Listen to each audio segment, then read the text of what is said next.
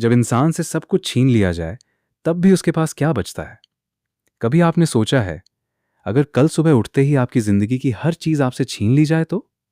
आपका घर, आपकी नौकरी, आपका पैसा, आपके अपने लोग, आपकी आजादी, यहां तक कि आपकी पहचान भी, तो क्या आप फिर भी जीने की इच्छा रख पाएंगे?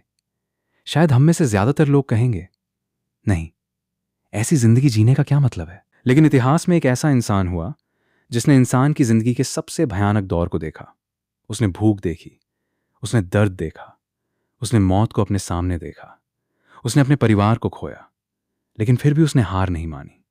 उसने एक ऐसी चीज खोज ली जो इंसान को सबसे मुश्किल हालात में भी जिंदा रख सकती है, और उस चीज का नाम था मीनिंग, यानी जिंदगी का उद्देश्य। उस इंसान का नाम था विक्टर फ्रैंकल, और उसकी लिखी किताब मैन्स सर्च फॉर मीनिंग आज दुनिया की सबसे प्रभावशाली किताबों में से एक मानी जाती है। ये सिर्फ एक किताब नहीं है, ये एक ऐसे इंसान की कहानी है जिसने नरक जैसी परिस्थितियों में भी इंसान के अंदर उम्मीद को जिंदा देखा। साल था 1942। दुनिया दूसरे विश्व युद्ध की आग में जल रही थी। जर्मनी में नाज़ी शासन था। उस समय लाखों यहूदियों को पकड़कर कॉन्सेंट्रेशन कैंप्स में भेजा जा रहा था, जहां इंसानों के साथ जानवरों से भी बदतर व्यवहार किया जाता था। उन्हीं लोगों में एक थे विक्टर फ्रैंकल। वो एक डॉक्टर और मनोचिकित्सक थे। उनका काम था इंसान के दिमाग और भावनाओं को समझना। लेकिन अब वो खुद ऐसी परिस्थिति में पहुंच चुके थे जहां इंसान के मन की सबसे बड़ी परीक्षा होने वाली थी। उन्हें और उनके परिवार को पकड़ लिया गया। उनसे उनके कपड़े ले लिए गए, उनकी चीजें छीन ली गईं, उनकी पहचान मिटा दी गई। अब वो विक्टर फ्रैंकल नहीं थे, वो सिर्फ एक नंबर बन चुके थे। सोचिए, जिस इंसान ने पूरी जिंदगी अपनी पहचान बनाई, उससे अचानक कहा जाए कि अब तुम कुछ नहीं हो, तुम्हारा नाम नहीं है, तुम्हारी कोई अहमियत नहीं है, तुम सिर्फ एक कैदी हो। यह स्थिति किसी भी इंसान को अंदर से तोड़ सकती थी। लेकिन विक्टर फ्रैंकल ने वहां एक बहुत गहरी चीज को महसूस किया। उन्होंने देखा कि सभी कैदी एक जैसी परिस्थितियों में थे। सब भूखे थे, सब डरे हुए थे, सब दर्द में थे, लेकिन फिर भी कुछ लोग दूसरों से अलग थे। कुछ लोग आखिरी रोटी का छोटा सा टुकड़ा भी किसी और के साथ बांट देते थे।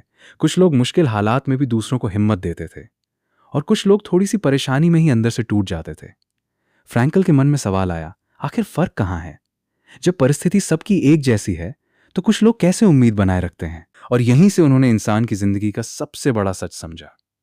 हम हमेशा अपनी जिंदगी में होने वाली घटनाओं को कंट्रोल नहीं कर सकते। हम ये तय नहीं कर सकते कि हमारे साथ क्या होगा। कभी बीमारी आ सकती है, कभी आर्थिक परेशानी आ सकती है, कभी रिश्ते टूट सकते हैं, कभी मेहनत के बाद भी सफलता नहीं मिल सकती।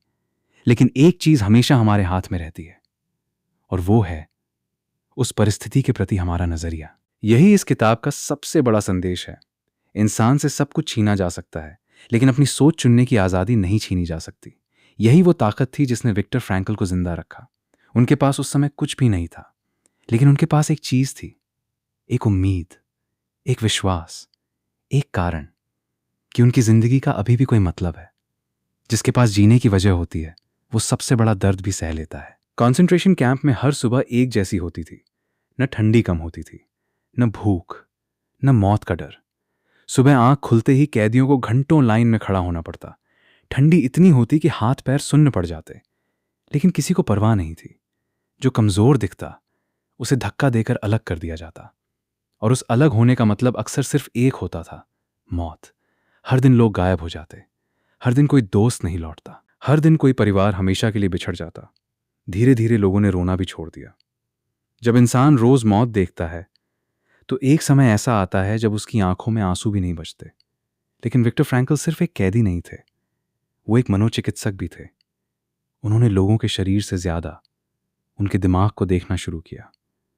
उन्होंने महसूस किया, भूख सबको लग रही थी, ठंड सबको लग रही थी, मार सबको पड़ रही थी, लेकिन फिर भी सबसे पहले शरीर नहीं, उम्मीद मरती थी।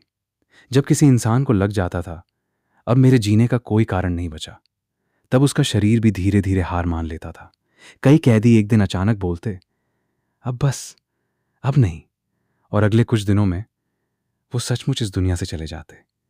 फ्रैंकल ने अपनी आंखों से देखा, जब मीनिंग खत्म हो जाता है तब इंसान जीते जी मरने लगता है। अब जरा अपनी जिंदगी के बारे में सोचिए। हो सकता है आप किसी नौकरी में फंसे हो जहां आपकी मेहनत की कोई कद्र नहीं होती।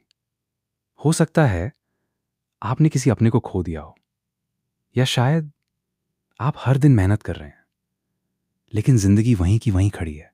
ऐसे समय में सबसे खतरनाक चीज मुश्किल नहीं होती, सबसे खतरनाक चीज होती है यह महसूस होना कि अब आगे कुछ नहीं बचा।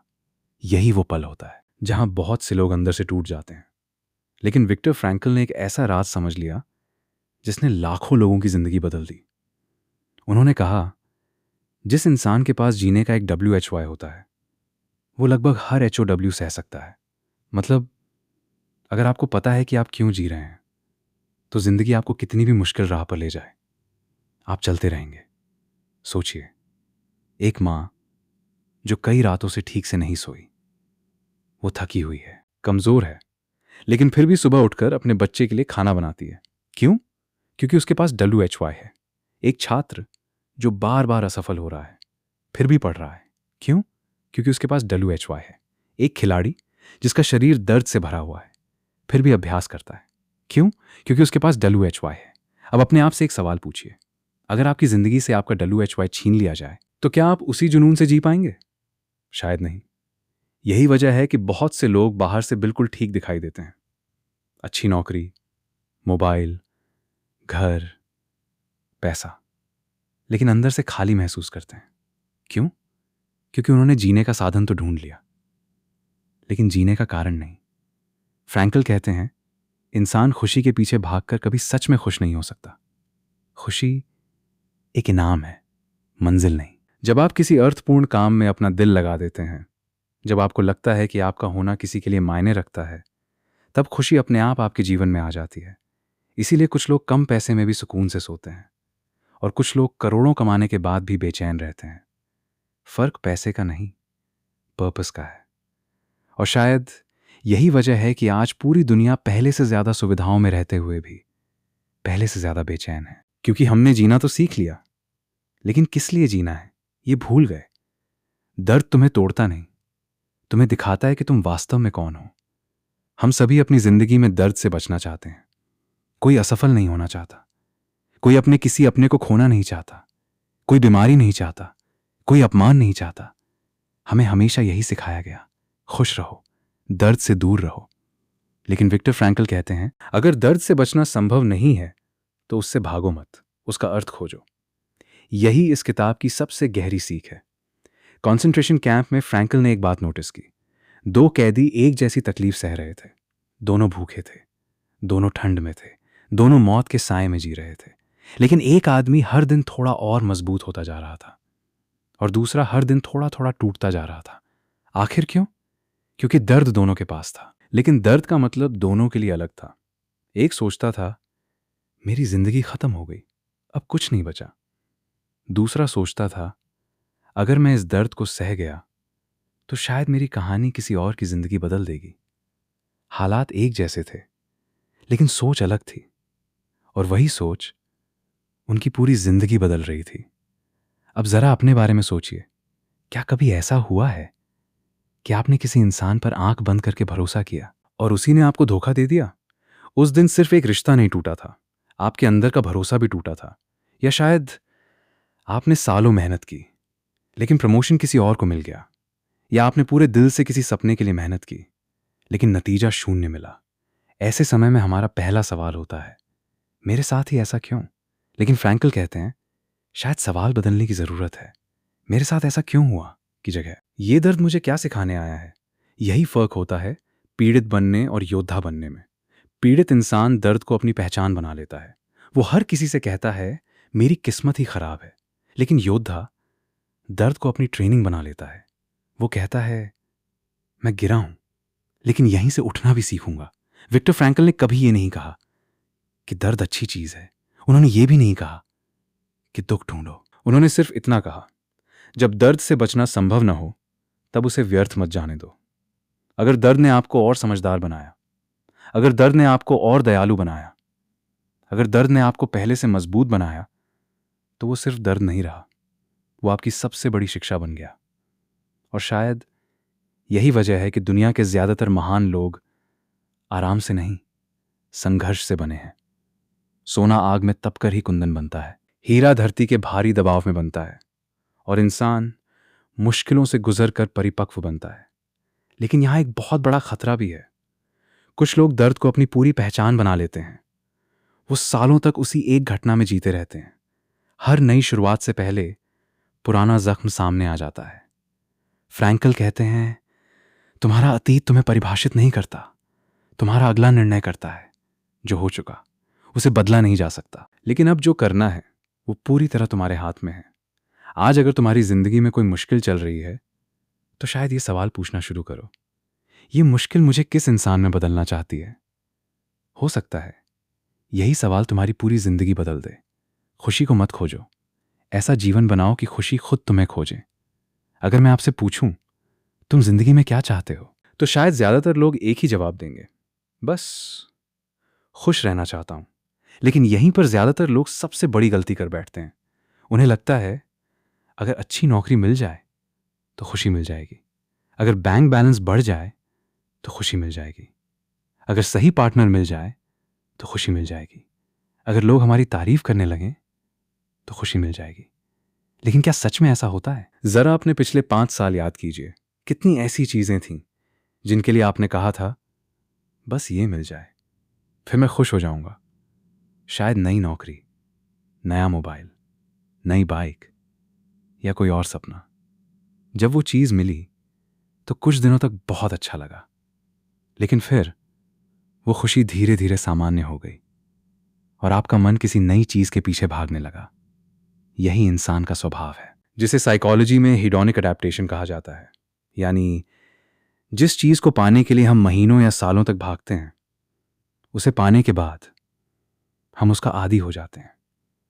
फिर हमें खुशी के लिए कुछ और चाहिए होता है और यही दौड़ कभी खत्म नहीं होती।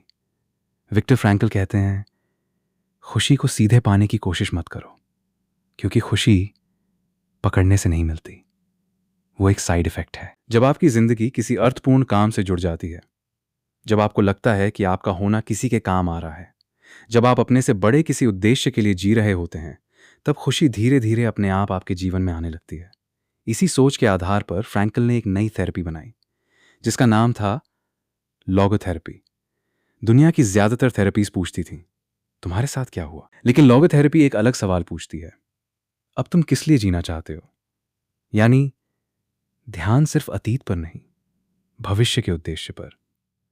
फ्रैंकल का मानना था, जब इंसान को अपने जीवन का अर्थ मिल जाता है तो उसका मन मुश्किलों को भी अलग नजर से देखने लगता है। उन्होंने कहा, जिंदगी हमें हर दिन एक सवाल पूछती है और हम अपने शब्दों से नहीं, अपने कर्मों से उसका जवाब देते हैं। ध्यान से सोचिए, अगर आज आपकी पूरी जिंदगी एक किताब बन जाए तो उसका अगला अध्याय कैसा होगा? क्या उसमें सिर्फ शिकायतें होंगी या संघर्ष के बाद जीत की कहानी होगी? फ्रैंकल के अनुसार हर इंसान अपने जीवन का अर्थ 3 तरीकों से खोज सकता है। पहला, कुछ ऐसा बनाकर या करके जो दुनिया के लिए मूल्यवान हो। कोई शिक्षक बच्चों का भविष्य बनाता है, कोई डॉक्टर इलाज करता है, कोई कलाकार लोगों को प्रेरित करता है, कोई ईमानदारी से अपना छोटा सा काम करता है और वही उसका उद्देश्य बन जाता है। दूसरा, प्रेम के माध्यम से। सच्चा प्रेम सिर्फ किसी के साथ रहना नहीं है। सच्चा प्रेम किसी इंसान की क्षमता को देखना है, उसके बेहतर रूप पर विश्वास करना है। इसीलिए फ्रैंकल कहते थे, प्रेम इंसान को सबसे अंधेरे समय में भी उम्मीद दे सकता है। तीसरा, जब दर्द से बचना संभव न हो तब उसके प्रति अपना रवैया चुनना। यही इस किताब की सबसे बड़ी सीख है। दर्द हमेशा आपके हाथ में नहीं होगा, लेकिन उसका जवाब कैसे देना है, यह हमेशा आपके हाथ में होगा। तो आज अपने आप से सिर्फ एक सवाल पूछिए, अगर मेरी जिंदगी सिर्फ मेरे लिए नहीं बल्कि किसी बड़े उद्देश्य के लिए हो तो मैं कल सुबह क्या अलग करूंगा? हो सकता है यही सवाल आपकी दिशा बदल दे। जिंदगी तुमसे क्या चाहती है? एक बार कल्पना कीजिए, आप 80 साल के हो चुके हैं, आप अपनी कुर्सी पर बैठे हैं और अपनी पूरी जिंदगी को पीछे मुड़कर देख रहे हैं। उस समय आपको किस बात का सबसे ज्यादा अफसोस होगा? इस बात का कि आपने महंगी गाड़ी नहीं खरीदी, या इस बात का कि लोगों ने आपकी उतनी तारीफ नहीं की जितनी आप चाहते थे? शायद नहीं। ज्यादातर लोगों का सबसे बड़ा अफसोस यही होता है, मैं वो जिंदगी नहीं जी पाया जो मैं सच में जी सकता था। विक्टर फ्रैंकल कहते हैं, हम पूरी जिंदगी भगवान से या किस्मत से या जिंदगी से पूछते रहते हैं, मेरे जीवन का अर्थ क्या है? लेकिन उन्होंने कहा, यह सवाल ही गलत है। सवाल ये नहीं है कि जिंदगी का मतलब क्या है, सवाल ये है इस पल जिंदगी मुझसे क्या चाहती है। यही इस किताब की सबसे अनोखी सोच है। हम जिंदगी से जवाब मांगते हैं, लेकिन असल में जिंदगी हर दिन हमसे जवाब मांग रही होती है। हर सुबह जब आपकी आंख खुलती है, जिंदगी आपसे एक सवाल पूछती है, आज तुम डर चुनोगे या हिम्मत? आज तुम शिकायत करोगे या कोशिश? आज तुम हार मान लोगे या एक कदम और आगे बढ़ोगे? हर दिन, हर फैसला उस सवाल का जवाब होता है। फ्रैंकल कहते हैं, इंसान की सबसे बड़ी आज़ादी यही है कि वो हर परिस्थिति में अपना रवैया चुन सकता है। अगर कोई आपका अपमान करता है तो उसके शब्द उसके हाथ में हैं, लेकिन उन शब्दों को अपने दिल में जगह देनी है या नहीं, यह आपके हाथ में है। अगर दुनिया आपको गिरा देती है तो गिरना शायद आपके हाथ में नहीं था, लेकिन उठना हमेशा आपके हाथ में रहेगा। याद रखिए, दुनिया आपको तोड़ने की कोशिश करेगी, कभी लोग, कभी हालात, कभी असफलताएं और कभी आपका अपना डर। लेकिन अगर आपके पास जीने की एक वजह है तो कोई भी ताकत आपको लंबे समय तक नहीं रोक सकती। इसीलिए नीत्शे की वो बात जिसे विक्टर फ्रैंकल बार बार याद करते थे, आज भी पूरी दुनिया में दोहराई जाती है। जिस इंसान के पास जीने का एक वाई होता है, वो लगभग हर हाव सह सकता है। अब मैं चाहता हूं कि आप 1 मिनट के लिए अपने बारे में सोचें। अगर आज आपका फोन, आपका पैसा, आपकी नौकरी, आपकी पहचान, सब कुछ चला जाए, तो क्या ऐसी कोई वजह बचेगी जिसके लिए आप फिर भी सुबह उठना चाहेंगे? अगर जवाब नहीं है तो शायद आपको और पैसे की नहीं, एक मीनिंग की जरूरत है। इस किताब ने हमें सिखाया कि खुशी, सफलता और शांति बाहर नहीं मिलती। ये तब मिलती हैं जब इंसान अपने जीवन को किसी अर्थपूर्ण उद्देश्य से जोड़ देता है। याद रखिए, जिंदगी की लंबाई मायने नहीं रखती, उसकी गहराई मायने रखती है। आपने कितने साल जिए, उससे ज्यादा महत्वपूर्ण है कि आपने उन सालों में कितनी जिंदगी जी। हो सकता है आज आपकी जिंदगी में बहुत दर्द हो सकता है कोई आपको समझ नहीं रहा हो सकता है आप बार बार असफल हो रहे हो। लेकिन इस वीडियो को बंद करने से पहले सिर्फ एक बात अपने दिल में बसा लीजिए, आपकी कहानी अभी खत्म नहीं हुई है। शायद जिस दर्द को आज आप अपनी सबसे बड़ी बदकिस्मती समझ रहे हैं, वही दर्द कल किसी दूसरे इंसान के लिए उम्मीद की सबसे बड़ी वजह बने। और शायद यही आपकी जिंदगी का अर्थ हो। किताबें सिर्फ पढ़ने के लिए नहीं होती। कुछ किताबें आपको आईना दिखाती हैं और कुछ किताबें आपको नया इंसान बना देती हैं। मैन सर्च फॉर मीनिंग ऐसी ही एक किताब है। अगर आज की इस कहानी ने आपकी सोच में जरा सा भी बदलाव लाया हो तो इसे सिर्फ लाइक मत कीजिए, इसे किसी ऐसे इंसान तक जरूर पहुंचाइए जिसे आज जीने की एक वजह की जरूरत है। इसी तरह के interesting and valuable book summary Hindi में सुनने के लिए और अपने लाइफ को बदलने के लिए अभी इस चैनल को सब्सक्राइब करें।